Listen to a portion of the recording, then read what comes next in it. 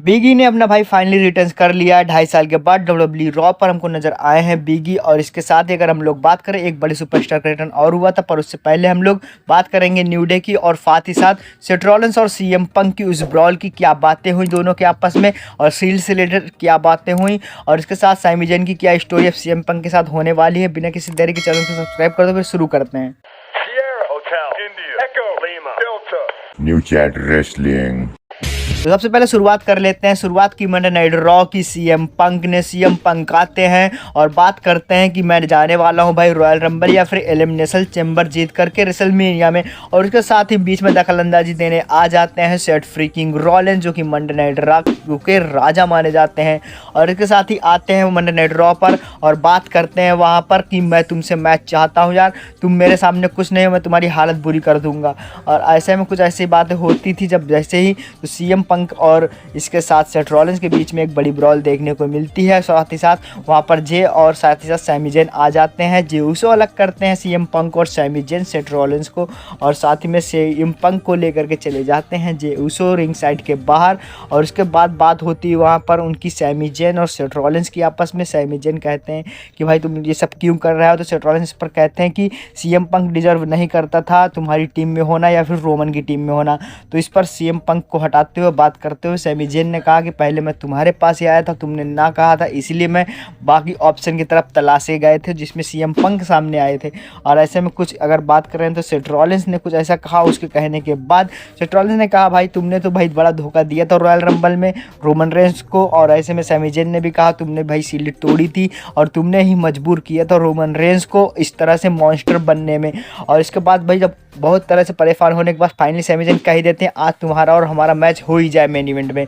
ऐसा कुछ था सेगमेंट फिर बढ़ लेते। अगला मैच हमको देखने को मिला सेना बेजलर डकोटा का और उनके साथ ही कटाना चांप, यानी कि ट्रिपल थ्रेट वुमेन्स मैच था।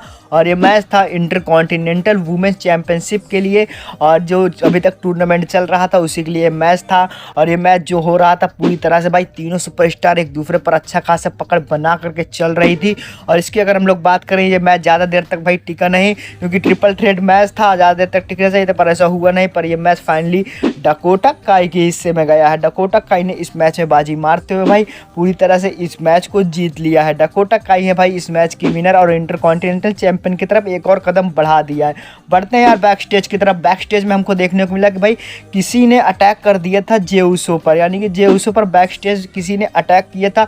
फाइनली पूरे रॉ भाई पूरा खत्म हो चुका था पर पता ही नहीं चला कि जे उसो पर अटैक किसने किया। अभी फाइनली स्मैकडाउन पर या फिर मंडे नाइट रॉ पर पता चलने वाला है।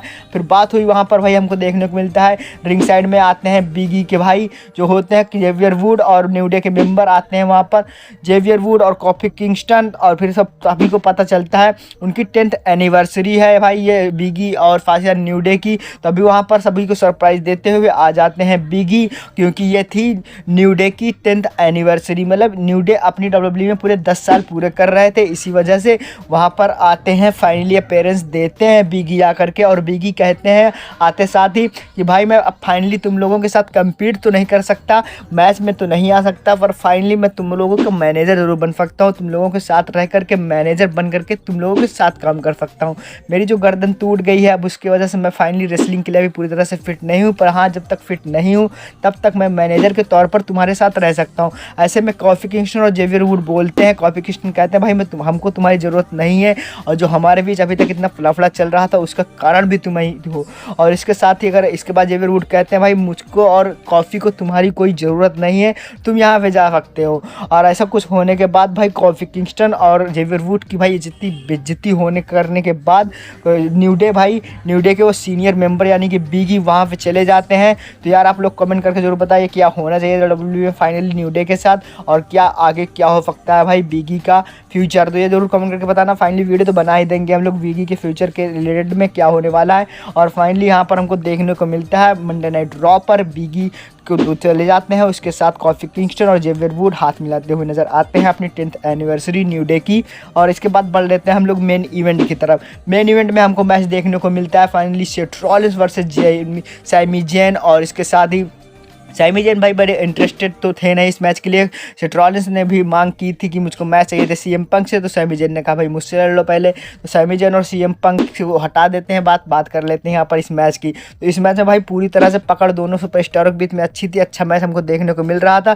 तभी यहाँ पर भाई सैमी ज़ेन को हार मिलती है इस मैच में, क्योंकि पिन कर दिए जाते हैं। तो फिर हमको पता चलता है भाई जब मैच खत्म हो जाता है, इसके साथ ही ड्रू मैकिंटायर के एक क्लेमोर किक से अटैक कर देते हैं सैमी ज़ेन के चेहरे पर। और फाइनली पता नहीं यार सैमी ज़ेन से इनकी क्या दुश्मनी है, ड्रू मैकिंटायर की सैमी ज़ेन के सामने क्यों आए, आना था तो सीएम पंक या फिर सेथ। और फाइनली सैमी ज़ेन के आने के साथ ही सैमी ज़ेन के सामने भाई आना ही क्यों था इनको। तो आज के मेरे वीडियो में कुछ ऐसा ही हुआ। तो बिना किसी देरी की वीडियो को लाइक एंड साथ ही साथ चैनल को कर दो सब्सक्राइब। मिलेंगे नेक्स्ट वीडियो में।